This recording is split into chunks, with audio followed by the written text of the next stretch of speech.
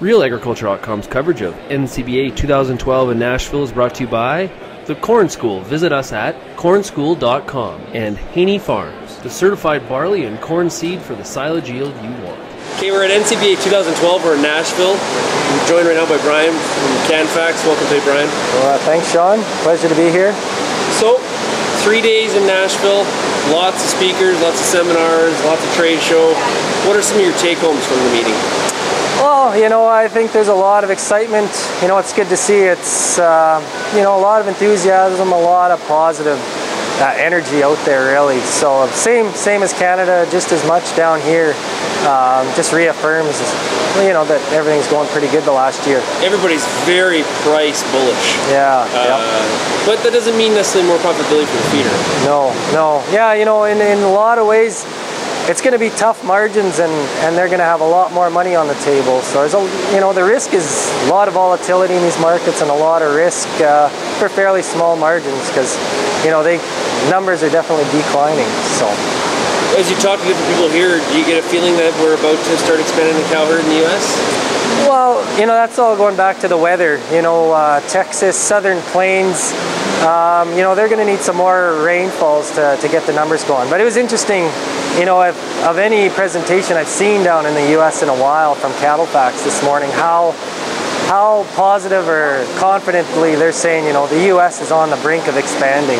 They've kind of been playing that down for the last while, uncertainty just in the markets and people's reactions to the higher prices. But the price levels are at a point where the market's going to bring on expansion given weather. You've gone to a couple of the retail sessions, or what have been some of the thoughts at some of those committee meetings? Yeah, picking up on, bits and pieces here and there. They've had to bump up their prices, but they can juggle what they've got on their menus, or they're starting to flip their menus, every couple of months, changing it up and maybe keeping the price the same but moving different types of products. And for the most part, one of the other comments was interesting. They said the volumes were still there, the product was still there, so that was good. But the U.S. hasn't seen the real supply crunch yet, because their slaughter rates were still fairly high last year. A lot of talk about how we've moved a lot of meat basically through as hamburger, ground beef. Yeah, and that's gone through the retail sector and even on the food service side. The hamburger market is becoming more attractive for the restaurants to feature hamburgers, to give people, even in a dining experience and at a more reasonable cost. Is there any other take-homes for you from the meeting at all?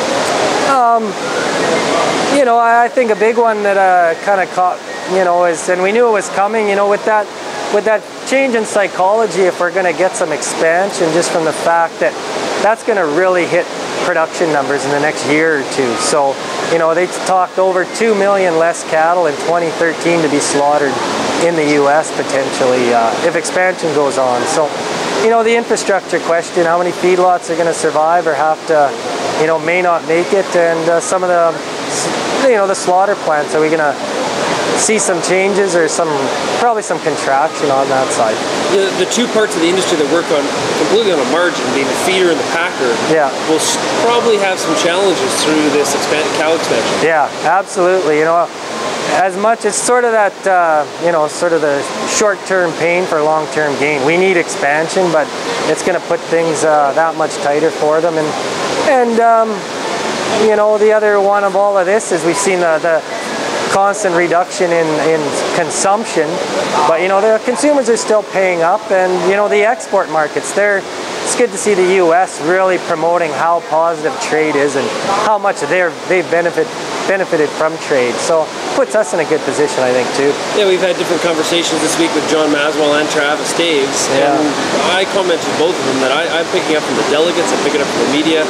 The relationship right now between Canada and the U.S. in terms of beef relations is very good. Yeah. And I've heard it at a few sessions saying, how much support NCBA has been great for the WTO ruling, and even some of the food service people. Like, it's just they fully support actually not appealing the latest WTO ruling.